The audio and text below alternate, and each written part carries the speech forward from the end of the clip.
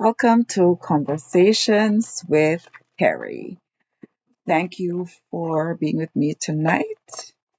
I just couldn't let today pass without sharing with you some of the continued thoughts on my mind regarding Hurricane Melissa. Uh, Now, immediately after the storm, the concern was safety. All right. And so we started, of course, reaching out to whomever it is that we could get in touch with, family, friends, associates.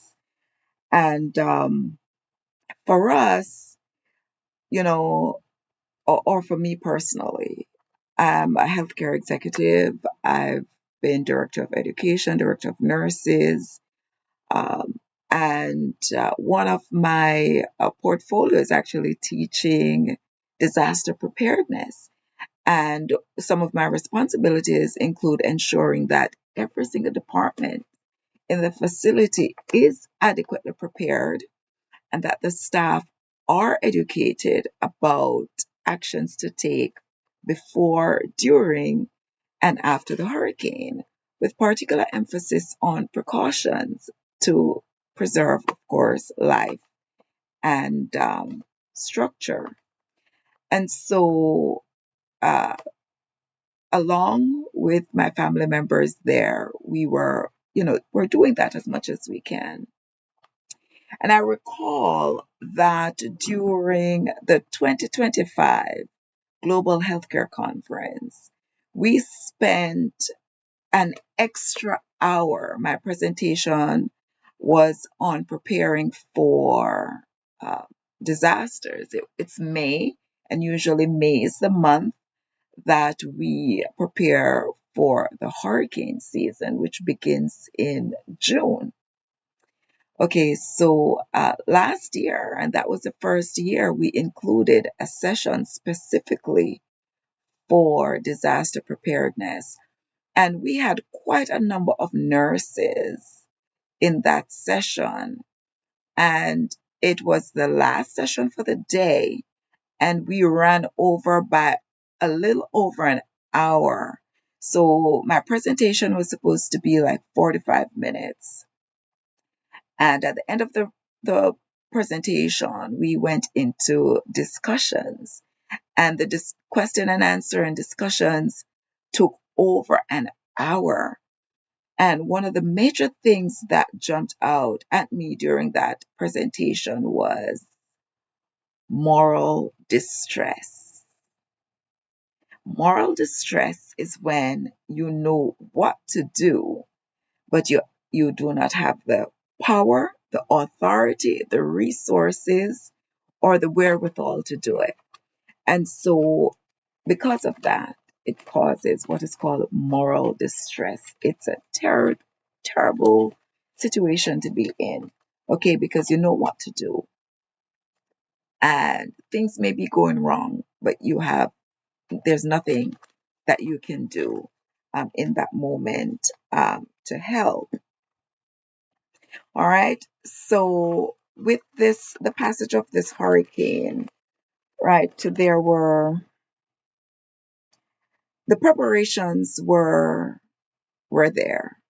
Okay, but I don't think for the level of preparation that we are accustomed to, or for the resources that were available, it was very difficult to really plan because even with the best laid plans, we knew that, okay, this hurricane may or may not come to Jamaica.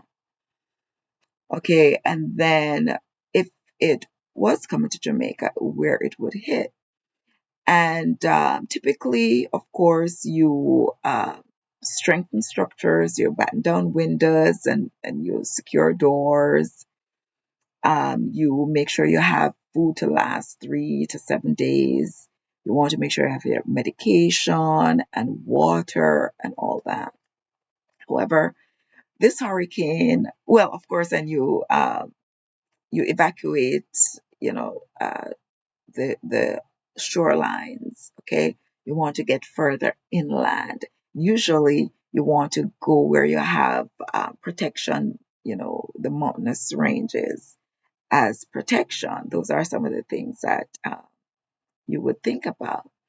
This hurricane, you didn't know if it was going to come from the east and go across to the west, if it was going to hit Kingston, you knew nothing. The storm built up in 2 days, went from category 1 to category 5. And the path is meandering, so you don't know where it's going to hit.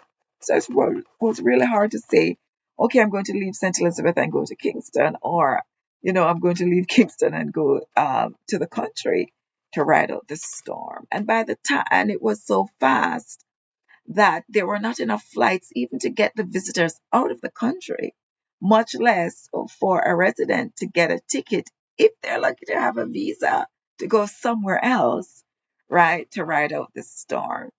So it doesn't matter what angle we look at it from, it was kind of a catch-22. There was not enough time to make any decisions about actions other than to try to be safe where you are, and if you're on the coastline, to get further inland.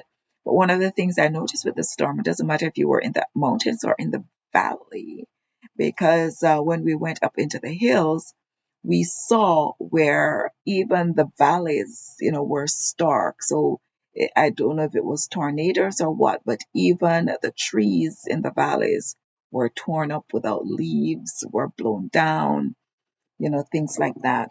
And so the passage of this hurricane, there were essential services were destroyed. The hospital, the fire station, the police station, access to roads, etc., totally destroyed. And so, what I'm going to do is to show you a few videos that I have prepared, and then we are going to look at, and then we're going to talk a little bit. I may be speaking over some of the things that we're going to look at, and then we're going to speak. All right, so what I'm doing right now is getting the next video prepared for you. Okay, here we go.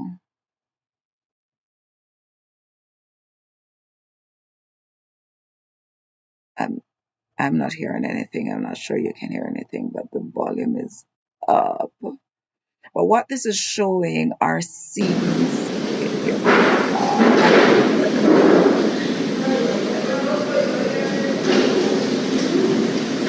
Black River Hospital, scenes of Black River Hospital, and this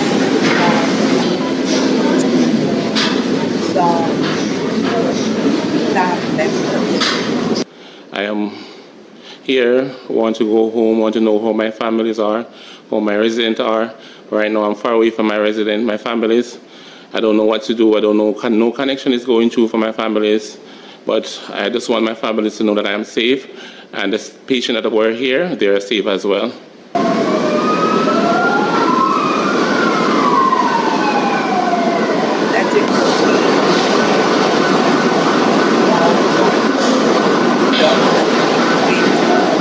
We are on the children ward right now, and what we're seeing is that this is a PD ward here, where most of our babies will admit on this ward and stay in this ward. So in order for them to get their medication and get well and go back home to their family. To me, it's a great loss. We're here right now. Children are out there, probably need medical attention, and we are unable to provide such medical service to them at this moment.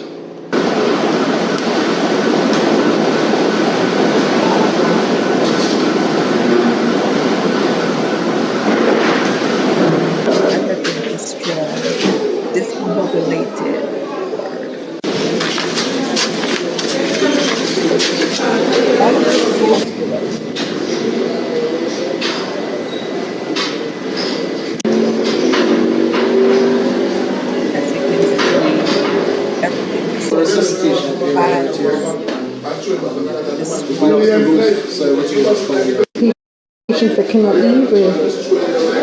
So we're doing a triage to see who we can Well, like I said, we tried to clear the hospital as much as possible. Some patients were on another ward, so we had to carry them to the top floor, which essentially caved in, so we had to move them back to the ground floor. In the accident and the emergency area, it started flooding, so we had to be there pushing out the water. You had leaking from all over, windows being broken, and you could see zinc flying all over from the outside just from looking out. So it was scary. The light went, of course. We had a generator, but I think essentially had to turn it off because that would have posed a risk of fire. So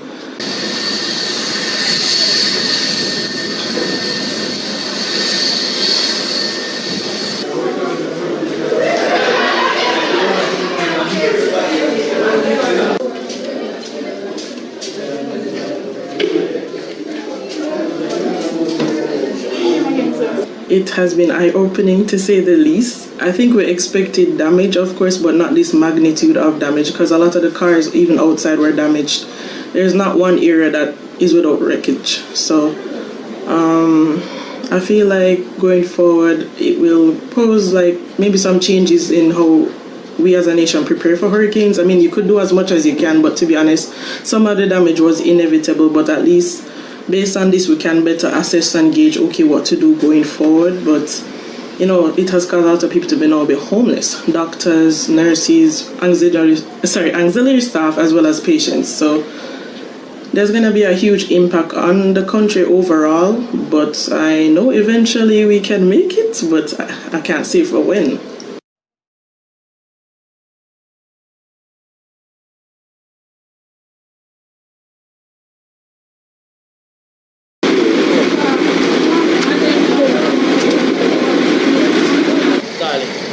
Starting go, I need to get the inverter, but I get started on it. Yeah?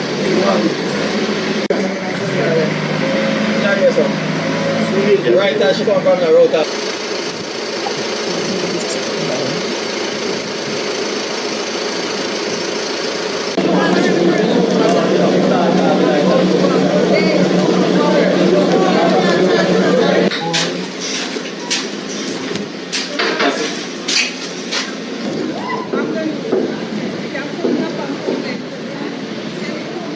Yes, this is the black unit.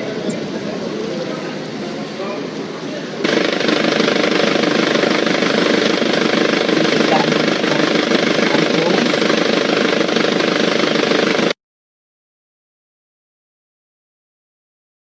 And the hospital is composed of multiple buildings, right? This is giving you some scenes um, from the view of the hospital from the ocean side. All right, this is how the waves came in.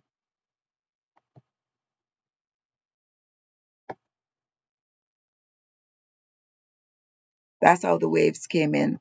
And so there's very little,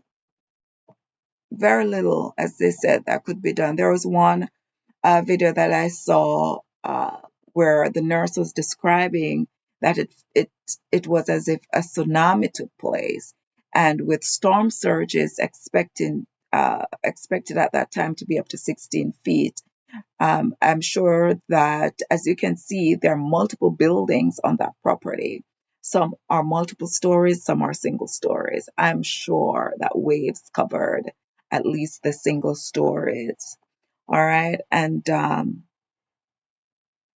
so as you saw that one gentleman there, he had not been home, and we hear the stories of persons not being home for uh, days, like 3 days they were at the hospital because of access. Um, the nurses were not able to show up to work as scheduled, so it took some days to clear the wreckage for or clear the roads for nurses to be able to come in to relieve those that were at work, and then for those at work uh, to return home.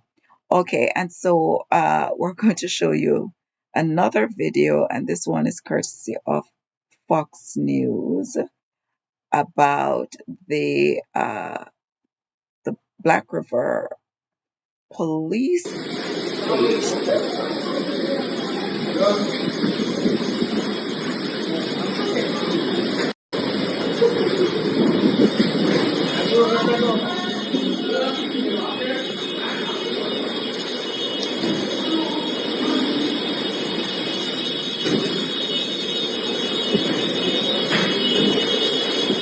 All of that is the Black River police station. The guns are going off, and the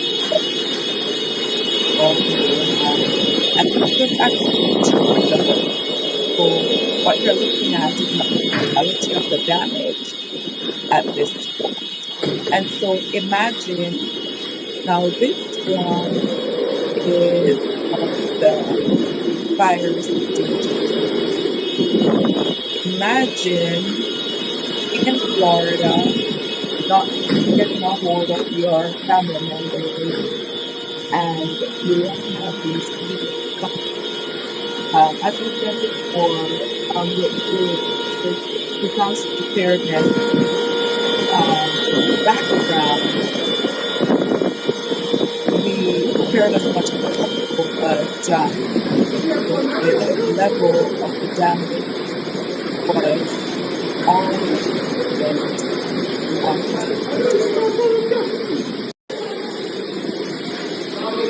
and so after the hurricane, after the in Jamaica, as you can see, they started right away. They did not wait for cleanup or somebody else. They started now.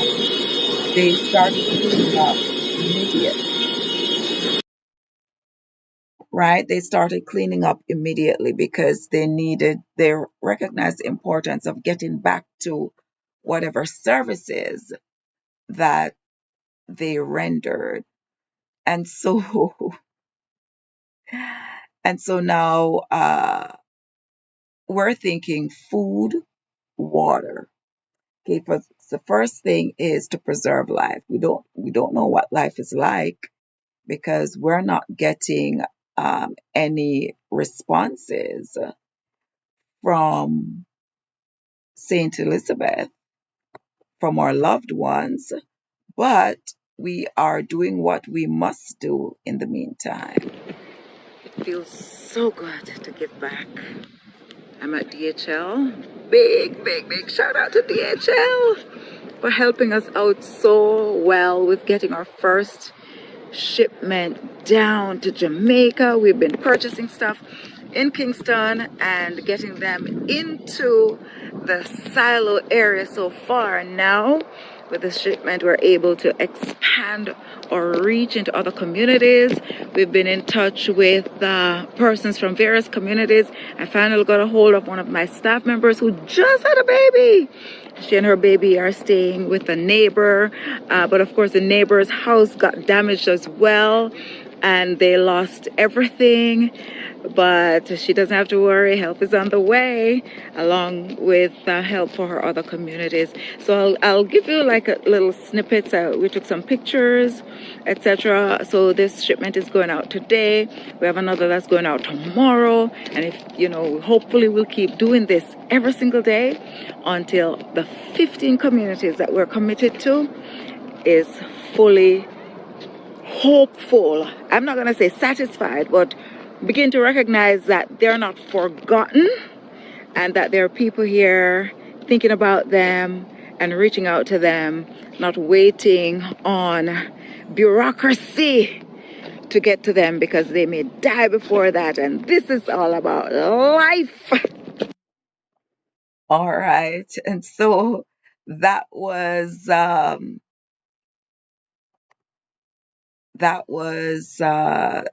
taken on November 2.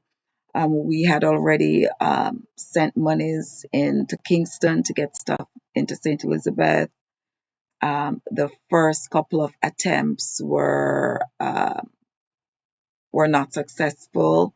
However, we continue to try. And then during that time, we, you know, purchased stuff, and as they came, we started sending them to or taking them to DHL for shipment. Let me tell you, I don't know how we would have done it without DHL. They helped us on the ground in Florida, and they were so efficient um, in Jamaica.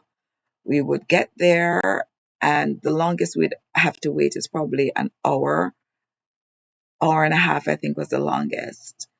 Um, and they were doing, they were,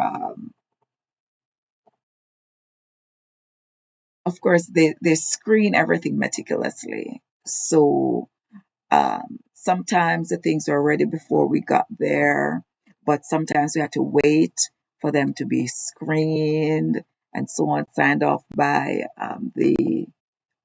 what are the customs officers, etc. But it's the smoothest experience I've ever had with customs in Jamaica is going through DHL. All right, the so we thank you DHL. Can't say thank you enough.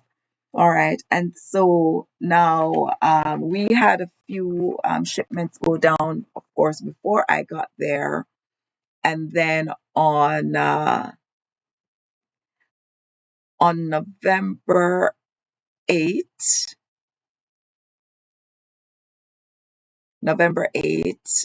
I was on my way to Oh, sure. Jamaica. Need you to see this. Oh, So full commercial flights, flights full just of started, chairs, empty and chairs. I thought, everybody was going to be trying to get to Jamaica as soon as possible.